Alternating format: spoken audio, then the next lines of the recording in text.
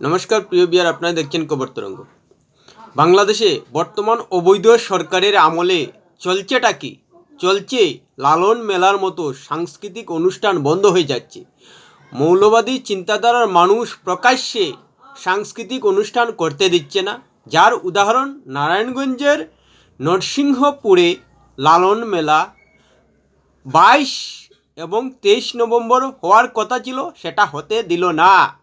প্রশাসনকে হুমকি দিল যে এখানে অশান্তি সৃষ্টি হতে পারে, তাই লালন মেলার মতো সাংস্কৃতিক অনুষ্ঠান হতে পারে না অভিযোগ জানিয়ে করতেই দিল না মৌলবাদী চিন্তাধারার মানুষগুলো।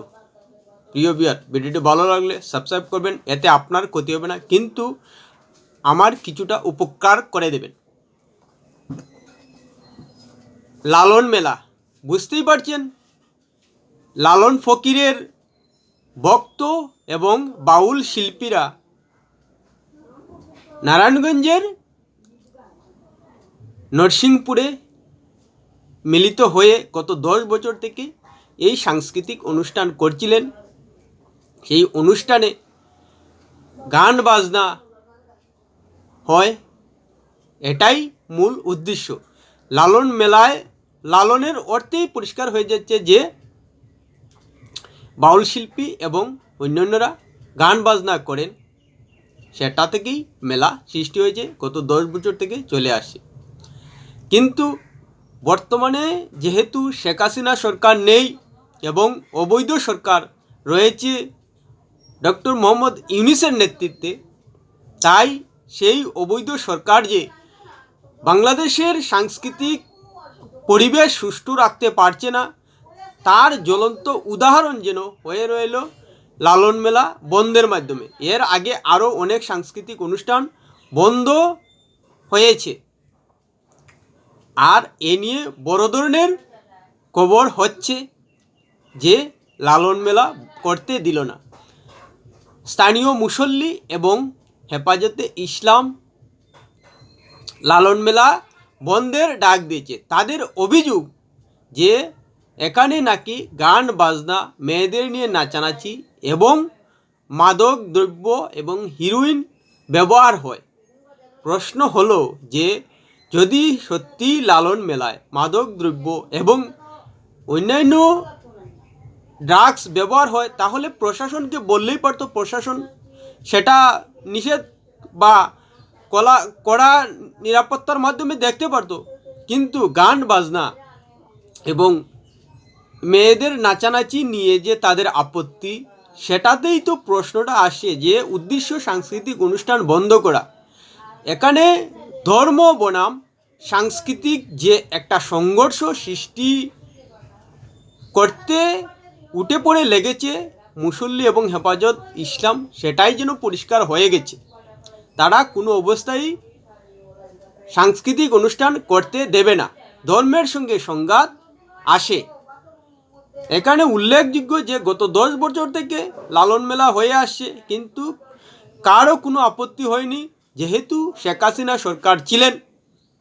যেই সরকার পাল্টেছে, মৌলবাদী চিন্তাধারার মানুষ নখ দাঁত বের করে সাংস্কৃতিক অনুষ্ঠানকে ধ্বংস করতে যেন উঠে পড়ে লেগেছে, যেটা লালন মেলা করতে না দেওয়ার মাধ্যমে পরিষ্কার হয়ে গেছে।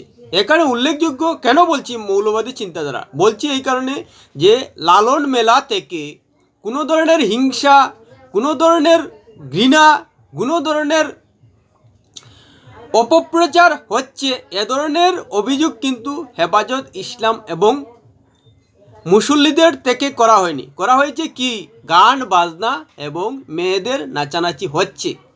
অথচ বাউল শিল্পীরা জানি কি করেন, তারা বাউল সঙ্গীতে মহিলা থাকেন, পুরুষ থাকেন, তারা নিজের মতো করে অনুষ্ঠান করেন, বাউল গান সেটাই হয়।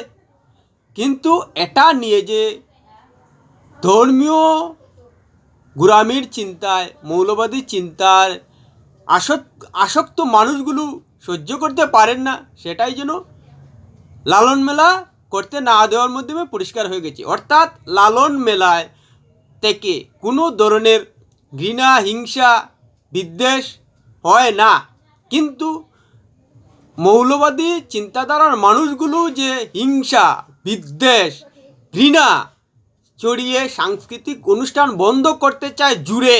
মানে মৌলবাদী চিন্তাধারার মানুষগুলো বলছে যে আমরা তোমাদের কোনো ধরনের সাংস্কৃতিক অনুষ্ঠান করতে দেব না, এটা আমাদের ক্ষমতা, এটা আমাদের জোর, আমাদের চিন্তাধারা তোমাদেরকে মানতে হবে, তোমরা করতে পারবে না এখানে।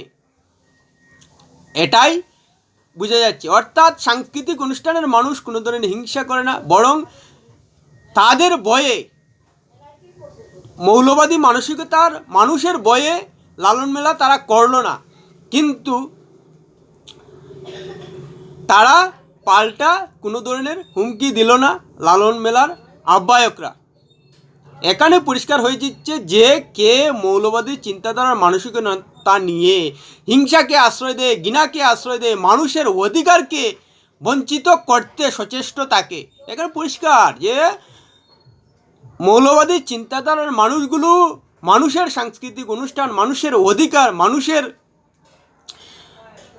সাংস্কৃতিক অধিকার নষ্ট করতে সবসময় সচেষ্ট থাকে, কিন্তু তাদের কোনো সাংস্কৃতিক অনুষ্ঠান কেউ কি নষ্ট করছে?